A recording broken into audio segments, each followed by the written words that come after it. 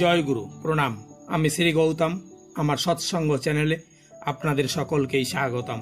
আজকের আলোচ্য বিষয় শ্রী শ্রী ঠাকুর অনুকূল চন্দ্রের দিব্য জীবন লীলা গ্রন্থ যেমন তাকে দেখি থেকে ৪৮তম অধ্যায়। কি ভাই, তুমি ভিড়ে পড়লে নাকি? অশ্বিনী বিশ্বাস একদিন প্রশ্ন করল বীরু রায়কে। বীরু একটু হাসল, বললে, ভাই, আমিই তোমাকে কথাটা বলবো বলে মনে করেছিলাম।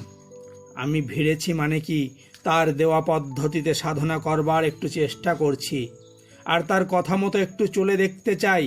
আমার ইচ্ছে কি তুমিও এসো, একসঙ্গে কাজ করি। এর মধ্যে অনেক কিছু আছে, নিজেকে গড়ে তোলার অনেক মাল মশলা। কথা বলতে বলতে আবেগ এসে যায় বীরুর। আমরা তো অনেক রকমের খাক্তি নিয়ে চলছি, অনেকে সূচের মতো ছিদ্র আমাদের গায়ে। সে ছিদ্র পথ রুদ্ধ করতে হবে, নিজেদের নিটল সুন্দর মানুষ করে গড়ে তুলতে হবে। আর তারই সুকৌশল শিখিয়ে দিচ্ছেন ঠাকুর। অনেকক্ষণ ধরে ঠাকুরের কথা বললে বীরু তার প্রত্যক্ষ প্রমাণের কথাও কিছু কিছু প্রকাশ করল, কিন্তু অশ্বিনী বিশ্বাস সন্দেহের দোলায় চড়ে দুলছে। কোথায় গিয়ে স্থির হবে, কোন নৌকায় পা দেবে, কিছুই বুঝতে পারছে না। বীরুর সঙ্গে মাঝে মাঝে কথাবার্তা বলে আর মনের সঙ্গে বোঝাপড়া করে।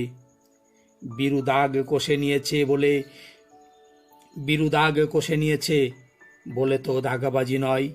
নির্ভয়ে লেগে পড়ো, অথবা লেগে পড়লেই নির্ভয়। ভয়ে ভয়ে দূরে না থেকে কাছে সরে আসতে হবে, প্রেমের সঙ্গে গ্রহণ করতে হবে, তার ইচ্ছা পূরণের দায়িত্ব নিতে হবে। তখন নয় ঘুচে হতে আরম্ভ করলো, তখন আত্মোদ্ধার হয়, দেশ উদ্ধার হয়, অমানুষ মানুষ হয়, রাত্রি দিন হয়, নরক স্বর্গ হয়, মৃত্যু বিজয় হয়, সব হয়। শুধু হওয়ার দৃশ্য, আর সেখানে সব হয়, সেখানেই নির্ভয়। বিরাট শক্তির বোধন করে দেন ঠাকুর, অসীম পারগতার মুখ খুলে দেন। একদিন শেষ রাত্রে স্বপ্ন দেখল অশ্বিনী, দেখল ঠাকুর কাছে বসে কানে নাম দিচ্ছেন। অমনি ঘুম ভেঙে গেল বীরেনের ডাকে, উঠে দরজা খুলে দিল তাড়াতাড়ি। বাইরে তখন ফর্সা হয়ে এসেছে, দরজা খুলে বীরেনকে ডাকলো, কিন্তু কই, বীরেন কোথায়? বীরেনকে খুঁজে পাওয়া গেল না কোথাও। বীরু তবে চালাকি করে ডাক দিয়ে পালিয়েছে। একটু পরে বীরেনদের বাড়িতে গিয়ে হাজির হলো অশ্বিনী, কিন্তু শুনল বীরু বাড়িতেই নেই। বাড়াদি খোকা ডাক্তারের বাড়িতে গিয়েছে তার আগের দিন। সেখানে ঠাকুরের সম্বন্ধে আলোচনা কীর্তন এই সব করতে গিয়েছে দল ধরে। দিনটা হলো 1300 সালের 29শে কার্তিক। ডায়েরি বইয়ে টুকে রেখে দিল অশ্বিনী বিশ্বাস। এর 1 সপ্তাহ পরে ঠাকুরের সঙ্গে দেখা হলো। স্টিমার ঘাট থেকে নদীর ধার দিয়ে আসছেন ঠাকুর, ওখানেই দেখা হয়ে গেল। ঠাকুর তো দূর থেকে দেখেই চেঁচিয়ে উঠলেন, দাদা কেমন আছেন? সামনাসামনি হতেই আলিঙ্গনে জড়িয়ে ধরলেন।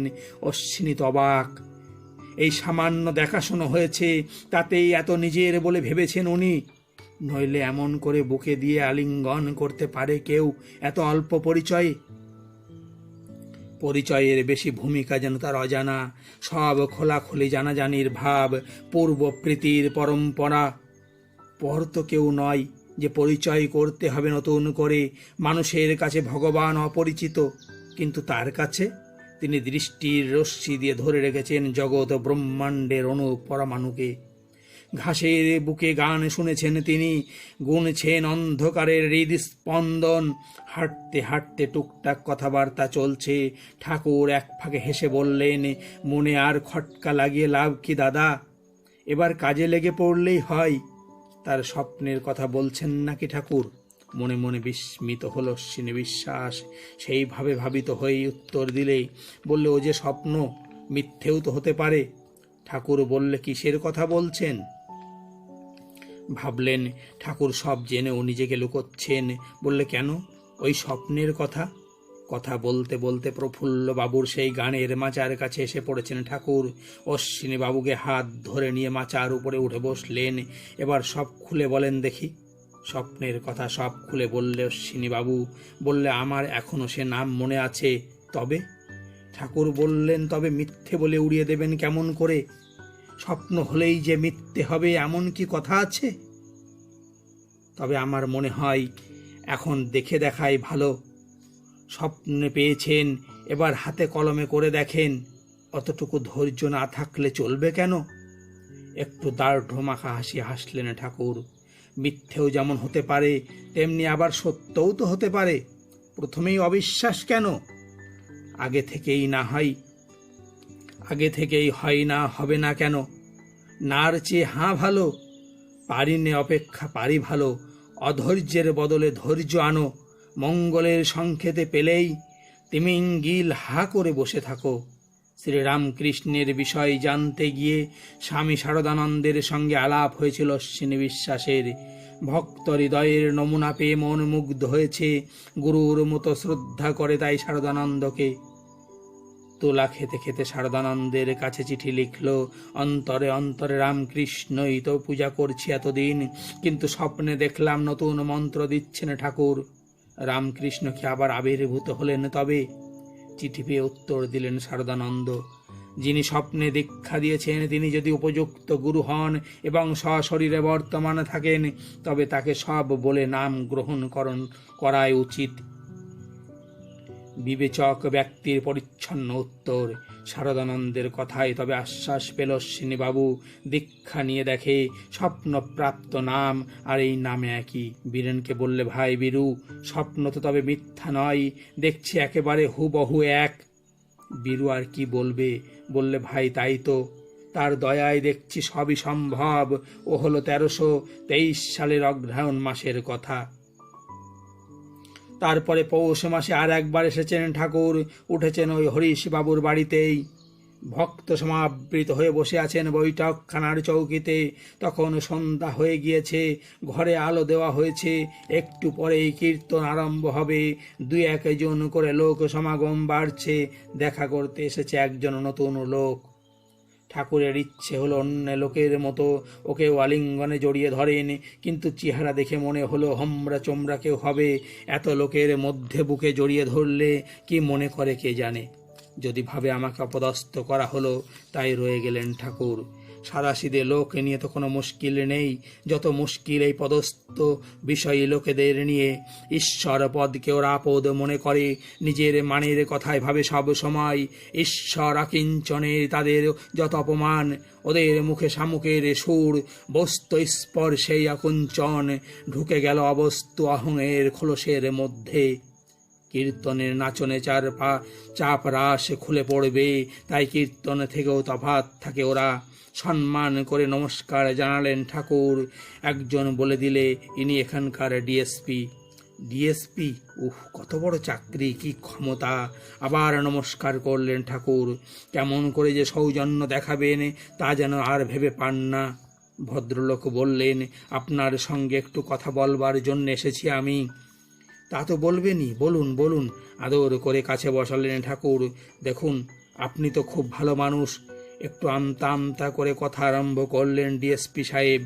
আপনার সাধু প্রকৃতিতে আমাদের যথেষ্ট আস্থা আছে, কিন্তু আপনার কাছে আবার একটু ইতস্তত করতে লাগলো ভদ্রলোক। ঠাকুর আশ্বাস দিলেন, আপনি মন খুলে বলুন। আপনি পুলিশের লোক, আপনার কর্তব্য আপনি পালন করবেন বই কি। আপনার কাছে যারা যাতায়াত করে তাদের মধ্যে 2-1 জন পলিটিক্যাল সাসপেক্ট রয়েছে, তাদের পিছনে পুলিশের নজর আছে। আমি বলছিলাম কি, আপনার কাছে ওদের ওঠা বসা করতে না দেওয়াই ভালো। পুলিশ ভাবতে পারে ওদের প্রিন্সিপালের প্রতি আপনার সহানুভূতি আছে। ঠাকুর তাকালেন ডিএসপির মুখের দিকে, সেই শিশু সরল দৃষ্টি আর সেই মমতা ভরা করুণা। বললেন, দাদা, কত লোকই তো নিত্য আমার কাছে আসছে, তার মধ্যে কে যে আপনাদের সাসপেক্ট তা আমি কেমন করে জানবো বলুন। কণ্ঠস্বর আকুল হয়ে এলো আরো। বিশ্বদরদের ঝঙ্কার ধ্বনিত হলো সে কণ্ঠে। বললেন, আর জানতেই যদি পারি তো কি করব? ভালো লাগে বলে একজন হয়তো আমার কাছে আসে, দুদণ্ড বসে, দুটো কথা কয়, তাকে কেমন করে বলি, তুমি চলে যাও এখান থেকে, আর এসো না আমার কাছে। কেমন করে তাড়িয়ে দিই তা যে আমি পারি নে। আমার ভাগ্যে যাই থাক, আমি তো কাউকে ফেরাতে পারবো না দাদা। যিনি মানুষের কাঙাল, তিনি মানুষকে প্রত্যাখ্যান করতে পারেন না। মানুষ একটু ভালোর সন্ধান পেয়েছে, একটু প্রেমের মধু পড়েছে জীবে, এই তার আনন্দ। মূঢ় মুগ্ধ মানুষের প্রাণে শুদ্ধ আলোর দীপ জেলে দেবেন, ম্লান মুখে তার সিদ্ধির হাসি ফোটাবেন, এই আশায় নিশিদিন জেগে বসে আছেন তিনি। আর তিনি পরিত্যাগ করবেন মানুষের সংসর্গ। তার দৃষ্টিতে কোনো দোষ আছে বলে, কিংবা তার চরিত্রে মালিন্য আছে সেই জন্যে? তিনি শুধু আকর্ষণ করতেই জানেন, তার কাছে বিকর্ষণ নেই। তিনি সদা সন্মুখ, কেমন করে বিমুখ হতে হয় জানেন না।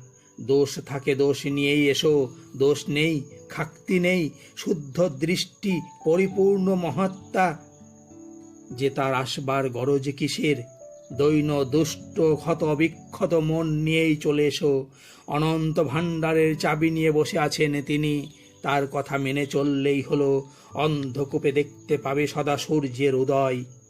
এখানে হাতে হাতে ফল, পরলোকের খাতায় পাওনা লেখা হবে, এরকম ভাব হর্ষের দরকার নেই। ঠাকুর বলেন, আমার কাছে নগদা নগদি উমদা চিজ। হাতে হাতে করো, হাতে হাতে ফল। বিধির বিধান মানো, বিধি কৃপা না করে যাবেন কোথায়? করো, করলেই কৃপা, আর করা দিয়েই ধরা। যেই ধরা সেই ধরাই উদ্ধার। নজর রাখতে রাখতে কেমন করে পুলিশের নজর বদলিয়ে গেল। ওরা বুঝে গেল ঠাকুরের এখানে মানুষ সংগঠিত হয়, যে যতটুকুই করুক তার ঐশী ব্যক্তিত্বের সান্নিধ্যে এসে সে সমাজের পক্ষে অধিকতর কল্যাণকারী হয়ে ওঠে। ঠাকুরের ব্যক্তিত্ব হলো লোক নির্মাণের বিদ্যালয়। যে ছাত্র লেগে থাকবে সে উত্তীর্ণ হবেই। স্পর্শমণির স্পর্শ পেয়ে সোনা হতে হবেই তাকে। সাসপেক্ট লিস্ট থেকে বীরু রায় আর অশ্বিনী বিশ্বাসের নাম কেটে দিলে ডিএসপি সাহেব নিজেই।